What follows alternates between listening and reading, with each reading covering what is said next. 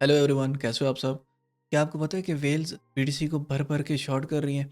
यहाँ पे आप देखें कि इस वेल ने 124 मिलियन डॉलर से बिटकॉइन को शॉर्ट किया हुआ है। और यहाँ पे आप देखें कि इस वेल ने 227 मिलियन डॉलर से बिटकॉइन को शॉर्ट किया हुआ है। तो क्या आप भी वेल्स और मार्केट को फॉलो कर रहे हैं? तो चलिए करते हैं अपना एनालिसिस।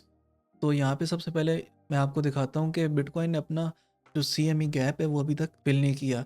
पिछले हफ्ते मार्केट ने यहाँ पे CME गैप बनाया था इस एरिया में, लेकिन दोबारा मार्केट इस एरिया तक आई थी, लेकिन CME गैप फिल नहीं हुआ था और मार्केट यहाँ से दोबारा पंप हो गई थी। और अभी मोस्ट लाइकली ये CME गैप यहाँ पे फिल हो जाएगा, क्योंकि CME गैप जो होता है वो 99% केसेस में 3 मंथ्स के अंदर अंदर फिल हो जाता है। अभी मैं चलता हूँ वीकली टाइम फ्रेम पे। तो वीकली टाइम फ्रेम पे आप देखें कि जो इस वीक की कैंडल है वो एक बहुत ज़बरदस्त बेरिश कैंडल बन रही है। ठीक है, ये कैंडल अभी 3-4 दिन के अंदर अंदर एंड होगी, और जब तक ये एंड नहीं होती तब तक हम इस पे कोई एनालिसिस नहीं कर सकते। शॉर्टर टाइम फ्रेम पे कर सकते हैं, 1 डे 4 आवर टाइम फ्रेम पे, लेकिन वीकली टाइम फ्रेम का हम इधर से वेट करेंगे और देखेंगे कि ये वीकली कैंडल किस तरह क्लोज होती है। मोस्ट प्रोबेबली ये बेरिश ही क्लोज होगी यहाँ पे, जिस तरह यहाँ पे शूटिंग स्टार बना था। तो मोस्ट प्रोबेबली ऐसा ही लग रहा है कि यहाँ पे भी ये शूटिंग स्टार ही बनाएगी।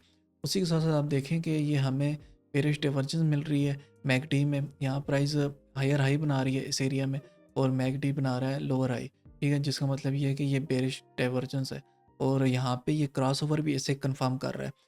और नीचे आप देखेंगे ये जो RSI है ये एक्सटेंडेड बेरिश डाइवर्जेंस बना रही है, कि यहाँ पे आप देखें कि प्राइस ने हायर हाई बनाया। ठीक है, इस एरिया में दोबारा हायर हाई बनाया, लेकिन प्राइस ने यहाँ पे जो RSI है इसमें लोअर हाई बनाया, और यहाँ पे दोबारा लोअर हाई बनाया, जिसका मतलब ये है कि ये एक एक्सटेंडेड बेरिश डाइवर्जेंस है, और मार्केट यहाँ से एक बहुत ज़बरदस्त बेरिश मोड में है वीकली टाइम फ्रेम के लिहाज से। क्योंकि जो वीकली टाइम फ्रेम होता है वो सडन इफ़ेक्ट नहीं करता, वो लॉन्ग टर्म के लिए होता है। जिस तरह मतलब हम कह सकते हैं कि ये हफ्ते 2 हफ्ते बाद जो आने वाला टाइम है वो कैसा हो सकता है। तो अल्ट्रा हाई टाइम फ्रेम होता है हफ्ते 2 हफ्ते या महीनों के हिसाब से होता है ये। तो यहाँ पे देखें आपके हमें इस एरिया से रिजेक्शन मिली है 3 दफ़ा। मार्केट इस एरिया को रिक्लेम करने में अनसक्सेसफुल रही है। ठीक है, और यहाँ से हमें एक रिजेक्शन देखने को मिली है जो कि अभी भी कंटिन्यू है। अल्ट्रा हाई टाइम फ्रेम पे आप देख सकते हैं कि एलियट वेव पर्सपेक्टिव के लिहाज से हम एक फ्लैट पैटर्न में, जो कि ABC पैटर्न होता है, ठीक है, इस तरह ये यहाँ पे A वेव ख़त्म हो रही है, यहाँ पे B वेव ख़त्म हो रही है, और मोस्ट प्रोबेबली यहाँ पे C वेव ख़त्म होगी, जो कि अराउंड 44 to 45 के का एरिया बनता है। तो यहाँ पे जो first wave of motive mode wave है वो स्टार्ट हो चुकी है, जो अपने आप को 5 स्मॉलर वेव में डिवाइड करती है, जो कि इस तरह लाइकली होती है। ठीक है, तो छोटी टाइम फ्रेम पे मैं आपको चल के दिखाता हूँ 1 डे टाइम फ्रेम पे। तो यहाँ पे आप देखें कि यहाँ पे हमने ये फर्स्ट वेव एंड हुई, यहाँ पे सेकंड वेव। ठीक है, और तो थर्ड वेव यहाँ से कंटिन्यू है अभी। और हम ये देख सकते हैं कि पिछले दिनों हमें इस एरिया से रिजेक्शन मिली थी, जो कि फिबोनाची का एक जोन है 0.618, और यहाँ पे ऑलरेडी एक रेजिस्टेंस लेवल भी था। ठीक है, वहाँ से मार्केट रिजेक्ट हुई, मार्केट यहाँ से नीचे आई, और दोबारा मार्केट ने इस एरिया को रिक्लेम किया, और कल के दिन मार्केट इस एरिया से रिजेक्ट हुई। और अभी हम देख सकते हैं कि मार्केट यहाँ पे एक स्पॉट पे है। ठीक है, जब तक मार्केट इस स्पॉट को तोड़ नहीं देती और यहाँ पे दोबारा एक रीटेस्ट नहीं बनाती, ठीक है, रीटेस्ट नहीं करती यहाँ से, तो तब तक हम वेट करेंगे एक शॉर्ट की पोजीशन का। और यहाँ से अगर मार्केट इस एरिया को ब्रेक करती है और रीटेस्ट होता है इस एरिया में, तो हम तब वहाँ से एक शॉर्ट की पोजीशन ओपन कर सकते हैं।